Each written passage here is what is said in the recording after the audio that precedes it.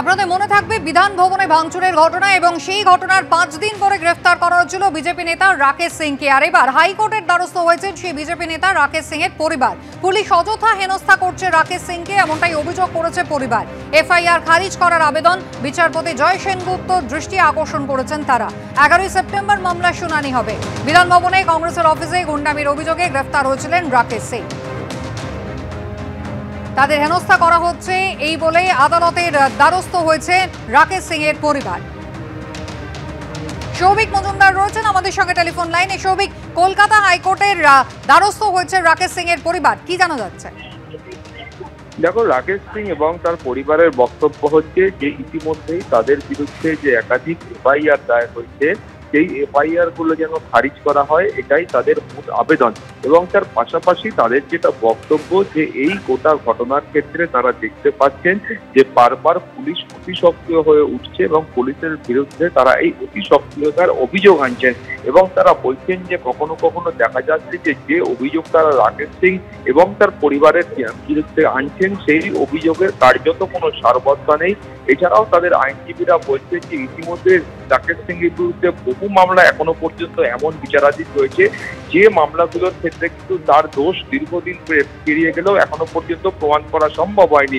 ফলে তারা কলকাতা হাইকোর্টের কাছে এই দাবি করছে যে এই ধরনের যে মামলাগুলো পুলিশের তরফ থেকে দেওয়া হয়েছে সেগুলো সম্পূর্ণ ভিত্তিহীন এবং রাজনৈতিক উদ্দেশ্য নিয়ে এই ধরনের মামলাগুলো দায়ের করা হচ্ছে এবং এর পেছনে রাকেশ সিং বা তার পরিবারের কোনো ভূমিকা নেই বলে তারা কলকাতা হাইকোর্টের কাছে অভিযোগ করছেন।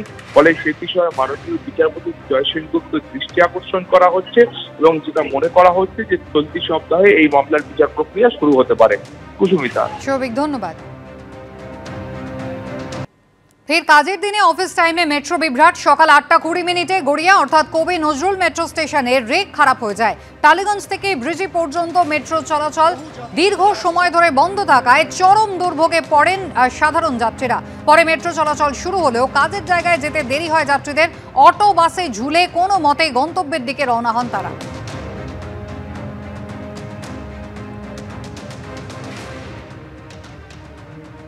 এরকম উন্নয়ন আমাদের লাগবে না। চারিদিকে ওপেন হচ্ছে, আদৌ একটা মেট্রো টাইমিং এর কোনো ঠিক হচ্ছে না।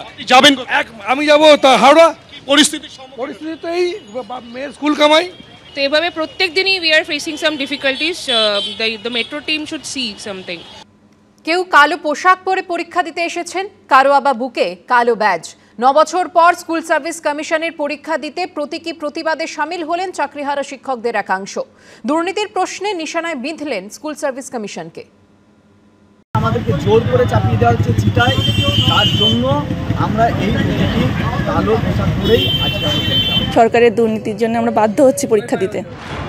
9 বছর আগে পরীক্ষায় উত্তীর্ণ হয়ে পেয়েছিলেন শিক্ষকতার চাকরি। হাড় ভাঙা খাটনির ফলে পাওয়া সেই চাকরিটা যে থাকবে না তা ঘুণাক্ষরেও বুঝতে পারেননি ওরা। কোটি কোটি টাকার দুর্নীতিতে চলে গেছে হকের চাকরি। কিন্তু অনিচ্ছা সত্ত্বেও শুধুমাত্র পরিবারের কথা ভেবে 9 বছর পর রবিবার অনেক চাকরিহারা যোগ্য শিক্ষক ফের বাধ্য হলেন পরীক্ষায় বসতে। সেই সঙ্গে উগরে দিলেন ক্ষোভও। আমরা এই সিস্টেমের শিকার, আমরা যাবো কোথায়? সেই জন্য পরীক্ষা বসা। আমার চাকরিটা গেছে সরকারের জন্য, আমি এবার নতুন করে পরীক্ষা দিতে এসেছি। সে পাপ করেছে, তার দায় আমি ধুতে এসেছি আজকে। পরীক্ষা দিলেও প্রতীকী প্রতিবাদ হিসেবে কেউ পরে আসেন কালো পোশাক, কারুর বুকে কালো ব্যাজ।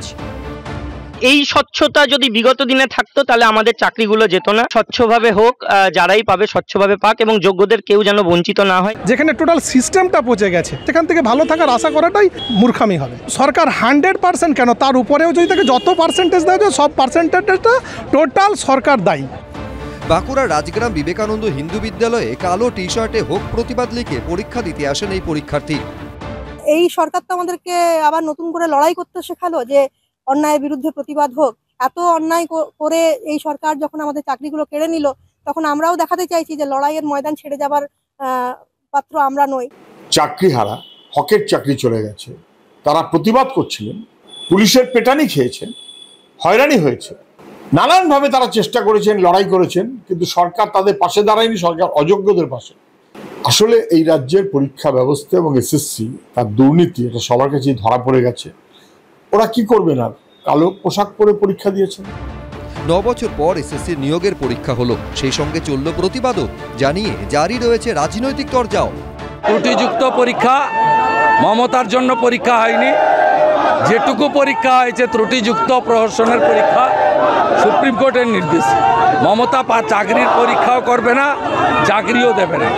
আতায় বিশ্বাস করে, তোষণে বিশ্বাস করে, আর চুরিতে বিশ্বাস করে। আলাদা আমাদের মন্তব্য নেই, আমরা জানি সুপ্রিম কোর্টের আদেশ, যা আমরা সুপ্রিম কোর্টের আদেশ পালন করছি এবং নিশ্চয়ই ব্যক্তিগতভাবে তার ক্ষোভ তিনি এবং তার প্রতিবাদ এভাবে জানিয়েছেন।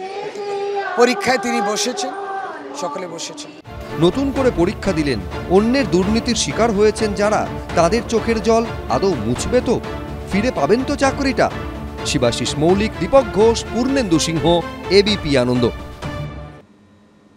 তারা এবারই প্রথম এসএসসি নিয়োগ প্রক্রিয়ায় অংশ নিয়েছেন। কমিশনের নির্দেশ মতো সবকিছু নিয়ম মেনে পরীক্ষা দিয়েছেন, কিন্তু নিয়োগের প্রক্রিয়া কি আদৌ স্বচ্ছভাবে শেষ করা যাবে?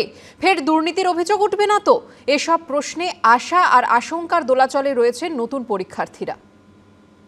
এত স্বচ্ছতার উদ্যোগ, কিন্তু আপনি ভরসা রাখছেন এই সরকারের ওপর? একদমই না, সেটা তো বলার অপেক্ষা রাখে না। স্বচ্ছ ফোল্ডার, স্বচ্ছ জলের বোতল, এমনকি স্বচ্ছ পেন।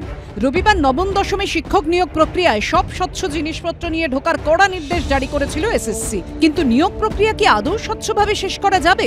2016-র মতোই দুর্নীতির কালো ছায়া গ্রাস করবে না তো গোটা নিয়োগ প্রক্রিয়াকে? এদিন পরীক্ষা শুরুর আগে থেকে পরীক্ষা শেষ হওয়ার পরেও আশা আর আশঙ্কার দোলাচলে রইলেন প্রথমবার এসএসসির পরীক্ষায় বসা প্রার্থীরা। যেমন ইনি ভূগোলের শিক্ষিকা হওয়ার স্বপ্ন নিয়ে এবারই প্রথম এসএসসি নিয়োগ প্রক্রিয়ায় অংশ নিয়েছেন। যাদবপুর বিদ্যাপীঠে পরীক্ষা দিয়ে বেরিয়ে তার গলায় উঠে এলো আশঙ্কার কথা। গভর্নমেন্টের উপরে কোনো ভরসা নেই। দুর্নীতি সম্পর্কে তো নতুন করে কিছু বলার নেই, সবাই সবটা জানে। আমি একটা কথাই বলবো, মানে অ্যাটলিস্ট এইবারটা যেন একটু স্বচ্ছভাবে হয়, যোগ্যতা অনুযায়ী চাকরি পেলে সবাই সেটাই ভালো হয়। মানিকতলার বাসিন্দা কথামৃতা দত্ত এবারই প্রথম এসএসসির শিক্ষক নিয়োগ পরীক্ষায় বসলেন। তাঁর গলাতেও আশা আর আশঙ্কার সুর। বিশ্বাস তো নড়ে তো গেছেই সবারই, এবার দেখা যাক কি হয়। সব আন্দোলন তো আপনারা টিভির পর্দায় দেখেছেন, তারপরেও ভরসাটা রাখতে হবে, বাধ্য আর কি, না রেখে তো উপায় নেই। রবিবার প্রথম এসএসসির পরীক্ষা দিলেন প্রীতম পাল। নিরাপত্তা ব্যবস্থা নিয়ে সন্তোষ প্রকাশ করলেও তার মনে প্রশ্ন সেই আস্থা নিয়ে। আমরা একটা অসম পরীক্ষার মধ্যে রয়েছি, পুরনো ক্যান্ডিডেট যারা রয়েছে তারাও একটা ডিলেমার মধ্যে রয়েছে। আর যেহেতু তারা আমাদের যারা ফ্রেশার্স আছে, তারা আমরা মনে করছি যে পুরনো ক্যান্ডিডেট 10 নম্বরের একটা অ্যাডভান্টেজ রয়েছে এবং অভিজ্ঞতাতেও তারা এগিয়ে রয়েছে। তো সেই জায়গা থেকে একটা মানে টলমল পরিস্থিতি লাগছে। এটা তো পুরোপুরি ভরসা রাখছি বলতে পারবো না, কি হবে আমি বলতে পারবো না, কিন্তু দিতে পরীক্ষার্থী থেকে অভিভাবক অভিভাবিকা, কলকাতা থেকে জেলা, আশঙ্কার ছবিটা বদলায়নি। এসএসসির নিয়োগ প্রক্রিয়ায় প্রথমবার বসা তারা বারুই বলছেন পজিটিভিটির থেকে নেগেটিভিটিটাই বেশি। নেগেটিভিটিটাই বেশি, পজিটিভিটিটা নেই একদমই।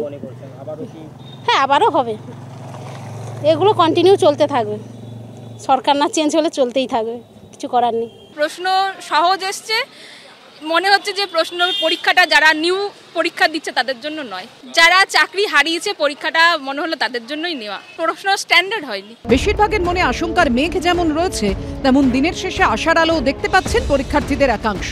আশা তো রাখতেই হবে, আশা না রাখলে তো হবে না। ভরসা সবই দিদির ওপর, দিদি যা করবেন সবই দিদির ওপর, দিদির হাত যদি মাথায় থাকে তাহলে হবে। আপাতত সবার নজর মেধা তালিকার দিকে। কৃষ্ণেন্দু অধিকারী, ঐশী মুখোপাধ্যায় ও সমীরণ পালের রিপোর্ট, এবিপি আনন্দ।